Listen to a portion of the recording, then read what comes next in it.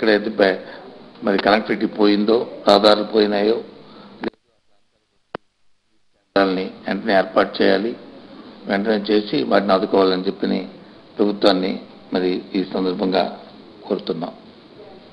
చూసామ్మా, ఎందుకంటే ప్రభుత్వం తాలూకా బాధ్యత అది, ఆ శ్రద్ధ గత 3 రోజులుగా చూస్తున్నప్పటికీ కూడా ఎందుకు మరి ఏర్పాటు చేయట్లేదో, మరి అక్కడ ఉన్న సీనియర్ అధికారులు ప్రభుత్వానికంటే రాజకీయ నాయకులకి, ముఖ్యమంత్రి గారు వారి మంత్రులకి వాళ్ళకి ఎలాగా పట్లే. అసలు ఇప్పటికే మంత్రులు జిల్లాల్లో పర్యటించి జిల్లాల్లో క్యాంపులు వేసుకుని ఆ జిల్లాల్లో కూర్చొని జరుగుతున్న ఏర్పాట్లన్నీ చూడాలా. ఇవన్నీ కూడా మరి ఏది కారణం వల్ల చేయట్లేదు తెలియదు, కానీ ఇకనైనా సరే ఇమ్మీడియట్ వెంటనే ముఖ్యమంత్రి గారు వెంటనే మరి వారికున్న అవకాశాలను వినియోగించుకొని వెంటనే ఏర్పాట్లు చేసి రాష్ట్ర ప్రధానికాన్ని ఆదుకోవాలని చెప్పని వైఎస్ఆర్సీపీ పార్టీ డిమాండ్ చేస్తుంది, కోరుతుంది. టీవీలో ఇప్పుడు వస్తున్నాయి, చూస్తున్నాం. అంత ఆర్భాటంగా చెప్పారు. సెక్రటరియట్ నుంచి 10,000 రూపాయలు స్క్వేర్ ఫుట్కి మరి ఇచ్చి మరి తాత్కాలిక సచివాలయాన్ని నిర్మించామని చెప్పారు. ఆ ఫోటోలు చూస్తుంటే చాలా బాధాకరంగా, ఇబ్బందికరంగా ఉన్నాయి. చూస్తుంటే మొత్తం ఎక్కడ చూసినా సరే పడిపోతున్నాయి, గోడలు పడిపోతున్నాయి, పిచ్చలు పడిపోతున్నాయి, పైనుంచి లీకేజ్ అయిపోతున్నాయి. ప్రభుత్వ ధనాన్ని ఈ విధంగా దుర్వినియోగం చేస్తూ దోపిడీ చేస్తున్నా ఇది చూస్తుంటే బాధాకరంగా ఉంది వాళ్ళ పరిస్థితులన్నీ చూస్తే. ఇంతకుముందు చెప్తే వైఎస్ఆర్సీపీ పార్టీ దీన్ని మా పండలు వేస్తుంది, వీళ్ళు వచ్చి నిందలేస్తున్నారు, రాజధాని కట్టడం మీకు ఇష్టం లేదు, సచివాలయం కట్టడం మీకు ఇష్టం లేదన్నారు. మరి దీనికే సమాధానం చెప్తారు ముఖ్యమంత్రి గారు, దీనికే సమాధానం చెప్తారు తెలుగుదేశం పార్టీ. ఆలోచించండి, ఏ రకంగా ప్రభుత్వ ధనాన్ని దుర్వినియోగం చేస్తూ ప్రభుత్వ ధనాన్ని ఏ రకంగా దోపిడీ చేస్తుంది ప్రభుత్వం అనేది మనకి తార్కాంగా స్వచ్ఛంగా కనిపిస్తుంది. ఇలాంటి వర్షాలకే మరి పోతే, మరి పెద్ద వర్షాలు వచ్చి తుఫాన్లు వచ్చి మరి వస్తే, సునామీలు వస్తే ఇంకా ఇవి ఉంటుందా? కొట్టుకుపోతాయి ఇవన్నీ కూడా. అందుకే చెప్పారు ఆ రోజు నిపుణుల కమిటీలన్నీ కూడా ఆలోచన చేసి ఏ కార్యక్రమం చేసినా సరే ఒక మంచి ఆలోచనతో మంచి ఉద్దేశంతో చేయాలని చెప్పారు. కానీ దోపిడీ ఉద్దేశంతో ఒకటి అవినీతి కార్యక్రమాలతో చేస్తే పర్యవసానాలు ఉంటాయంటే ఈ రకంగా ఉంటాయి. రాష్ట్రం తాలూకు పరివే మరి గంగపరైపోద్ది దేశం మొత్తం మీద. ఇది చూస్తుంటుంటే ఇలాంటి పరిస్థితులన్నింటినీ కూడా ముఖ్యంగా రాష్ట్రం గత ఒక సామెత ఉంది మనకి, అన్ని వేళల్లో అందరినీ మోసం చేయలేమని. కొన్ని వేళల్లో కొన్ని సందర్భాల్లో కొందరు మోసం చేయగలం, కానీ అన్ని వేళల్లోనూ మనకు వచ్చిన మా గాడీలతో వచ్చి అందరినీ మోసం చేద్దామంటే, వ్యవస్థను మేనేజ్ చేద్దామంటే కష్టం. మనం చూసాం 2 విషయాలు ఇవాళ మీకు ప్రత్యేకంగా మీ ద్వారా రాష్ట్ర ప్రధానికానికి తెలియజేస్తాం. ఒకటి, న్యాయస్థానం ద్వారా ఏదైతే ఈ రాష్ట్రంలో జరుగుతున్న గనుల దోపిడీ ఉందో, ముఖ్యంగా గుంటూరు జిల్లాలో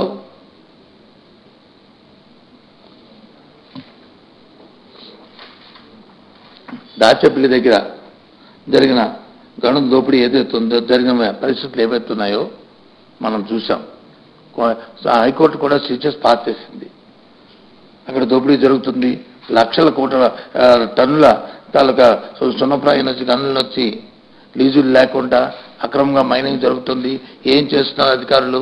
దీంట్లో పెద్దల తాలూకా కష్టాలు ఉన్నాయి, మీరు ఎందుకు చూస్తూ ఊరుకుంటున్నారు? ప్రభుత్వం ఏం నిద్రపోతుందా అని వాళ్ళు క్వశ్చన్ చేయడం కూడా జరిగింది.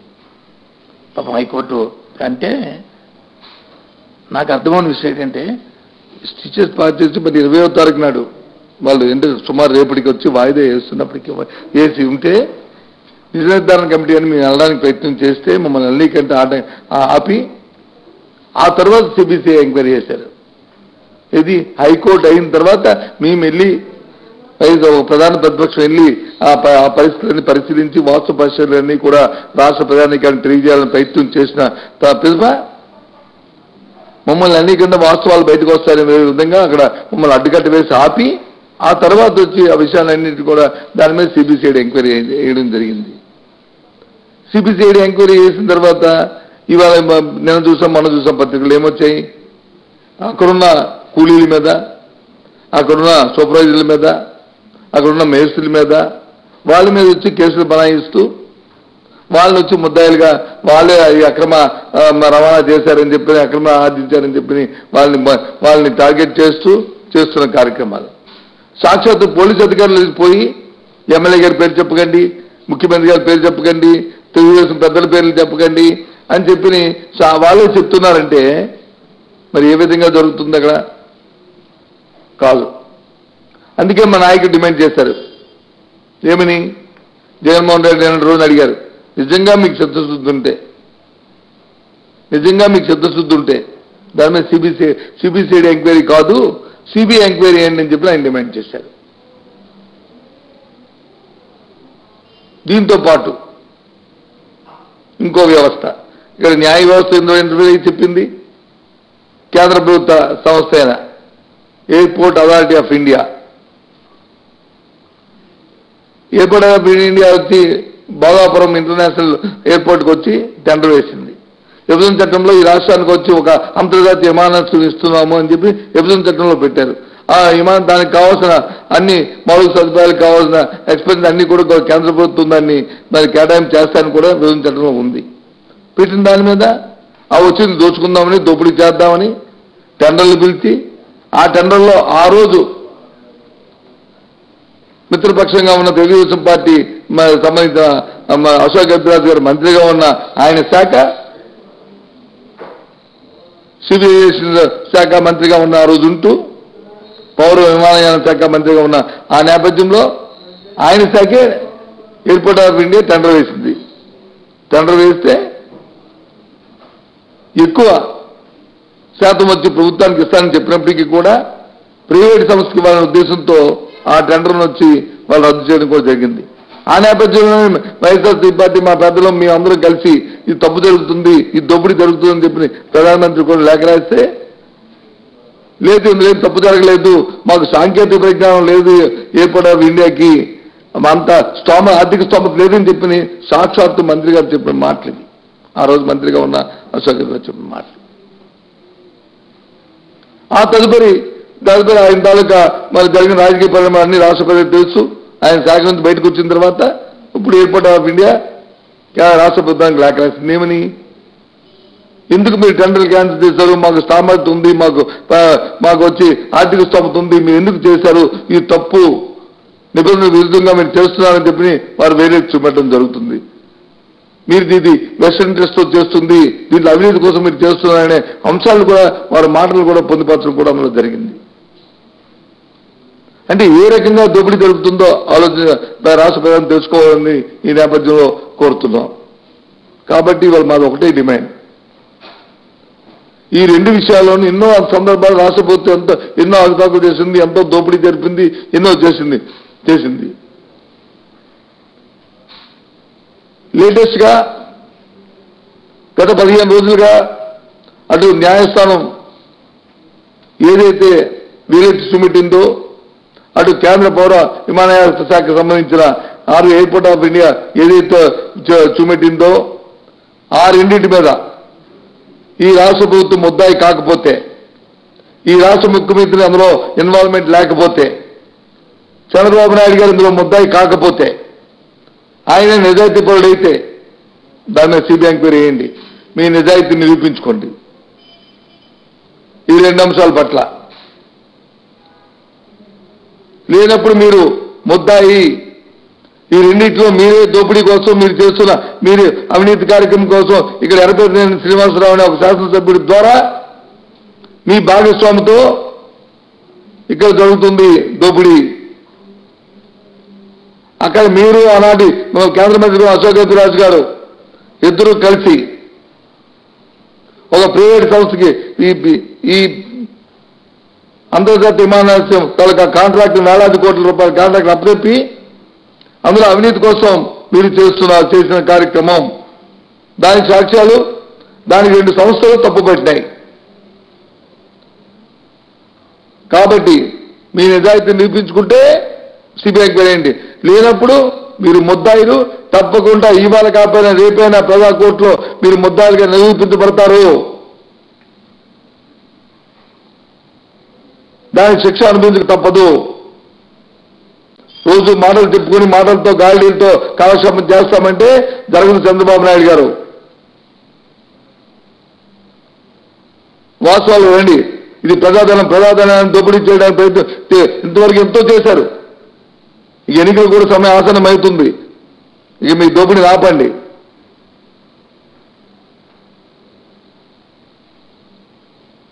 రాష్ట్రానికి మేలు జరిగే కార్యక్రమాలు చేయండి. ఏంటండి ఇది? ఇది వచ్చి తాత్కాలిక సచివాలయం చెప్పి వేలాది కోట్ల రూపాయల్ని, వందలాది కోట్ల రూపాయల్ని ఈ రకంగా దోపిడీ చేసుకుని ఊడితే ముక్కలోకి వచ్చి ఇలా పట్టుకుంటే పడిపోతుంటుంటే, వర్షం పడితే గోళ్ళ పడిపోతుంటే, పెచ్చులు పెరుగుతుంటే ఇది సొంత ఆస్తిలోకి వచ్చి కార్యక్రమాలు చేయడం, ఇది ఎలాంటి అవినీతి కార్యక్రమాలు చేయడమా? పరిపాలన గాలికి వదిలిస్తారు. ఎక్కడ చూస్తే పరిపాలన కనిపించట్లే. ముఖ్యంగా ఉత్తరాంధ్ర జిల్లాలో చూస్తుంటే విషజ్వరాలు ఒక పక్క, పదులు కొద్ది మనుషులు చనిపోతున్నారు, పిట్టల్లా రాలిపోతున్నారు ప్రజలు. ఒక్కొక్క బెడ్ మీద కేజీహెచ్ హాస్పిటల్ అయితే ఒక్కొక్క బెడ్ మీద ఇద్దరేసి ముగ్గురేసి పేషెంట్లు వచ్చి నిద్రపుచ్చే పరిస్థితులు అక్కడ ఉన్నాయి. విజయనగరం జిల్లా అయితే డాక్టర్లు పిహెచ్సిలో డాక్టర్లే లేరు. మనుషుల్లో వచ్చి 108 లేక ఏకకాకి మనుషుల్లో వచ్చి మంచాలపై వేసి మోసుకొస్తున్న పరిస్థితులు ఉన్నాయి.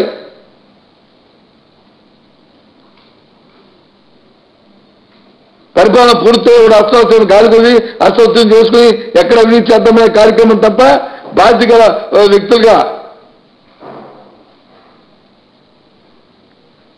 ఏ ఒక్క మంత్రి కూడా ఈ రాష్ట్రంలో పనిచేయట్లే. మంత్రులు వాళ్ళ మీద వాళ్ళు చేసుకుంటే మరి అధికారులు వాళ్ళ ఇష్టార్థంగా వాళ్ళు చేసుకుంటున్నారు. 3 రోజులు ఇన్ని వర్షాలు పడుతుంది.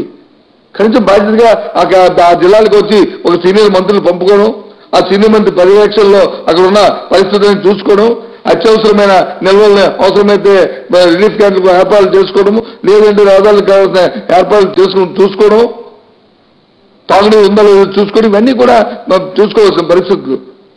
టెక్నాలజీ పెరిగింది, సాంకేతిక పరిజ్ఞానం పెరిగింది. ఏ మోతాదులో వర్షాలు వస్తాయి, ఇప్పుడు వర్షాలు వస్తాయి, ఎక్కడెక్కడ వస్తాయో మనకి ఇండికేషన్లు ఉన్నాయి. ఎప్పుడెప్పుడు తెలియ చెప్తున్నారు. ఎంతసేపు మైక్రో పెట్టుకుని ఈ పరిజ్ఞానంతో వచ్చి మనం చేసుకోవాలని మాటలు చెప్తారు తప్ప ఆచరణలు ఎక్కడే కనిపించదు.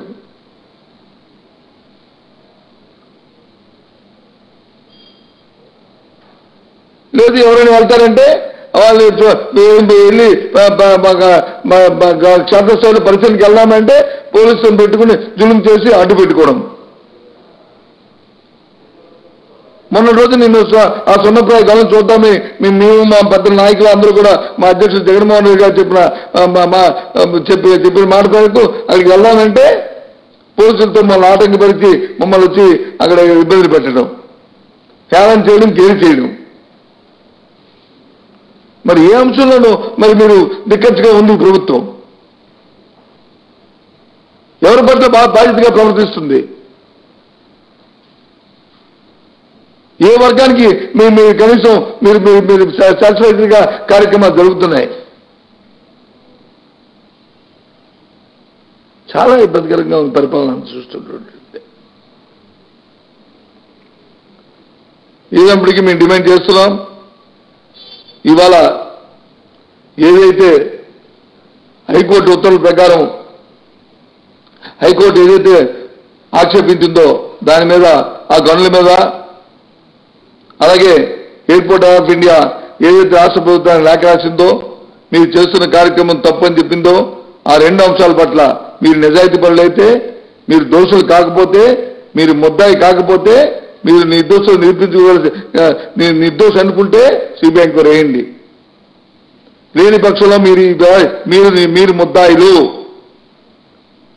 ఈ రాష్ట్ర ప్రజల తరపున ఈ రాష్ట్ర ప్రజాధనాన్ని పబ్లిక్ మనీని దోపిడీ చేసుకోవడానికి వచ్చిన మీరు ముద్దాయిలు, దోపిడీదారులు.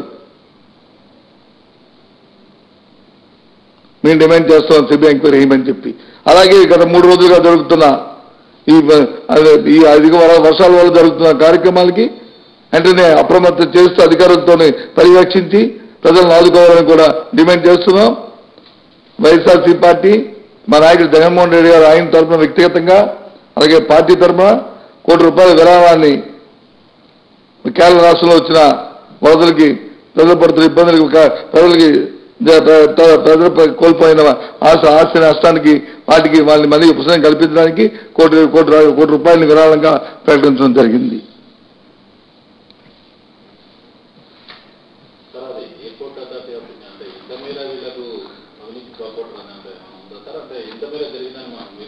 ఎంత మేరకంటే సుమారు 4,200 కోట్ల రూపాయలు ఫస్ట్ ఫేజ్లో టెండర్ పెరగడానికి ప్రయత్నం చేస్తున్న నేపథ్యంలో దానికి గవర్నమెంట్ ఆఫ్ ఇండియా సంస్థ అయిన ఎయిర్పోర్ట్ ఆఫ్ ఇండియా వచ్చి టెండర్ కోట్ చేస్తే 30% అత్యధికంగా వారు ప్రాఫిట్ షేరింగ్ ఇస్తారంటే దానికి కాదని చెప్పింది క్యాన్సిల్ చేసి మళ్ళీ టెండర్ పిలిచి అసలు గవర్నమెంట్ సంస్థలే ఇందులో పార్టిసిపేట్ చేయడానికి వీలు లేదని చెప్పి అని నిబంధన విధించడం అనేది అది చట్ట విరుద్ధం, అది ఆక్షేపణీయం.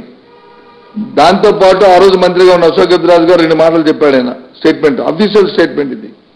ఎయిర్పోర్ట్ ఆఫ్ ఇండియాకి వచ్చి అంత సామర్థ్యత లేదు, ఎయిర్పోర్ట్ ఆఫ్ ఇండియాకి వచ్చి అంత ఆర్థిక స్తోమత లేదు అనే మాటలు 2 మాటల భాషలో మాట్లాడారు. మరి ఆ 2 మాటల భాషలో మాట్లాడిన వాళ్ళు మళ్ళీ రాష్ట్రపతిని టెండర్ పిలిచినప్పుడు వాళ్ళ తాలూకు ఫైనాన్స్ కోర్సులో వీళ్ళకి ఆర్థిక స్తోమత లేదు, ఫైనాన్స్ కోర్సులో క్యాన్సిల్ చేస్తే పర్వాలే, కానీ కాకుండా రియల్ ఎస్టేట్ వ్యాపారం చేసి ఉండాలని పెట్టడం, దాంతోపాటు ప్రభుత్వ సంస్థ వచ్చి పార్టిసిపేట్ చేయడం అనేది ఇది విరుద్ధం. అంటే ఇది ప్రైవేట్ సంస్థలు కట్టబెట్టడానికి, అందులో అవినీతి కోసం ఈ కార్యక్రమాలు చేస్తున్నారనే విషయం అందరికీ రాష్ట్ర ప్రజలందరికీ తేటతెల్లం అవుతుంది. ఇది Amaravati bonds rate of interest అమ్మా 2,000 కోట్లు వచ్చి బాండ్స్ మీద తీసుకోవడానికి గొప్ప చెప్పుకుంటున్నారు. ₹4 బట్టి బయట నుంచి ఇస్తామంటే ఎవరు వద్దంటారా? ఎవరైనా సరే మనం బాండ్స్ పెట్టినా ఏదైనా రాష్ట్ర ప్రభుత్వానికి మేలు జరిగే కార్యక్రమాన్ని చేసుకోవాలి. దీనికి ఎవరైతే లో ఇంట్రెస్ట్ ఇస్తారో, ఎవరైతే కార్యక్రమం ఇస్తారో దానికోసం నువ్వు వచ్చి ఫండ్ రైజ్ చేసామంటే అర్థం ఉంది. లేదు కేంద్రాన్ని మెప్పించి గ్రాంట్ తెచ్చుకున్నామంటే అర్థం ఉంది. అప్పుడు హడావిడిగా చెప్పొచ్చు. కానీ ప్రభుత్వం నుంచి మన అందరినీ తీసుకెళ్లి ప్రైవేట్ మార్కెట్లో మనందరినీ మన తలలన్నీ తాకట్టు పెట్టేస్తుంటుంటే, ఒక్కొక్క తల మీద వచ్చి ₹1,00,000 వచ్చి అప్పులు సృష్టిస్తుంటే, ఏదైతే 2004 ముందు ఈ రాష్ట్రంలో ఏ పరిణామాలు అయితే ఉన్నాయో, ఆర్థిక పరిస్థితులు ఉన్నాయో, ఏ రకమైన మరి 2004 ముందు ఈ రాష్ట్రంలో ఉన్న మరి సామాజిక పరిస్థితులు ఆ పరిస్థితులు ఇవాళ ఉన్నాయి. మళ్ళీ రాష్ట్రంలో రాష్ట్రం అప్పుల బాధల్లో కూలిపోతుంది. రేపు రాబోయే తరంలో ప్రతి వాడు పుట్టబోయే బిడ్డ కూడా అప్పు పెట్టేస్తుంటే ఇంకెక్కడమ్మేది? పెద్ద గొప్పగా అమరావతి బాండ్లు వచ్చి ఎందుకంత రేట్ ఆఫ్ ఇంట్రెస్ట్ ఎందుకు తెచ్చుకోవాలి? బ్యాంక్ వడ్డీ కంటే ఇంకా ఎక్కువ వడ్డీకి తెచ్చుకోవాల్సిన అవసరం నేపథ్యం ఎందుకు వచ్చింది అంటే ఎంత అందులో ఎందుకు అవుతుంది తమ్ముళ్ళు అంటే ఎంత వేగం ఎక్కడి నుంచి అప్పులు పుట్టించుకొని ఎంత వేగం అందులో దోపిడీ చేస్తూ ఈ రకమైన దోపిడీలు చేస్తూ సచివాలయం చూస్తూ ఉంటే అంత అప్పులు తీసుకొచ్చి స్క్వేర్ ఫుట్కి వచ్చి ₹2,000 అవుతుందని ₹10,000 వాళ్ళు కాంట్రాక్ట్లు ఇచ్చి అవి పెచ్చులు ఉడిపోతుంటే, గోళ్ళ పడిపోతుంటుంటే, పాదులు కరిగిపోతుంటుంటే, ఈ రకంగా పబ్లిక్ మనీని దోపిడీ చేస్తుంటుంటే ఎక్కడిది? ఎప్పుడు చూడలేదంటే ప్రభుత్వాలని ఇలాంటి దోపిడీని ఎప్పుడు కూడా కని ముందు కూడా చూడబోము. ఇలాంటి కార్యక్రమాలు చాలా దౌర్భాగ్యం ఉంది పరిస్థితి రాష్ట్రంలో.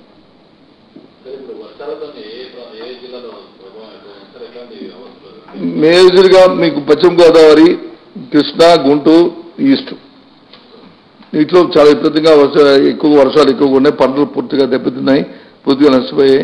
ఇవన్నీ కూడా ప్రకృతి వైపరీత్యం. ఇది దీనికి వచ్చిన దాన్ని మనమే అడ్డుపెట్టలేము. ఇదేమీ మానవ తప్పిదంలో వచ్చే పరిస్థితులు కాదు. కానీ వస్తున్న వాటిని మనం తెలుసుకుని ఏ రకంగా దానికి వచ్చి ఉపశమనం కలిగించుకోవాలి, ప్రజలకు వచ్చి ఇబ్బంది పడకుండా అప్రమత్తం చేసుకోవాలి, అధికారులు పర్యవేక్షించుకోవాలనేది ప్రభుత్వం తాలూకు బాధ్యత. గుడ్ గవర్నెన్స్ ఇది. కానీ ఇక్కడ కనిపించట్లే. మీకు ఎక్కడైనా ఏ పత్రికలైనా సరే, ఏ టీవీలో అయినా ఎక్కడైనా ఏ మంత్రి అయినా 2-3 రోజులుగా ఏ జిల్లా పర్యటిస్తారని ఎక్కడ వచ్చిందో చూడండి. లేదు ఒక సీనియర్ అధికారిని నియమించారు, ఆయన అధికారులు వెళ్ళి వెంటనే అప్రమత్తంగా ఉన్నారని చెప్పి ఎక్కడ వచ్చాయో చూడండి.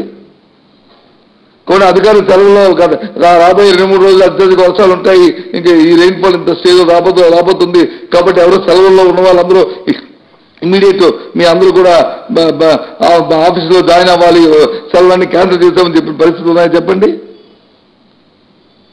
లేదు అప్రమత్తంగా ఉండండి, ఎవరు ఇంట్లో నుంచి పెద్ద వర్షాలు వస్తాయని చెప్పిన పరిస్థితులు రాష్ట్ర ప్రభుత్వ ప్రకటనలు ఎక్కడ ఉన్నాయో చెప్పండి. ఎక్కడ అంటే దీన్ని బట్టి మనకు తెలుస్తుంది ఏంటంటే ఈ ప్రభుత్వం పరిపాలన కంటే ప్రజల సంక్షేమం కంటే సొంత ప్రయోజనాలకి సొంత తాలూకా తత్వానికి అవినీతికి కార్యక్రమాలకి ఎక్కువ ప్రాధాన్యత ఇస్తుంది అనేది తేటతెల్లమవుతుంది.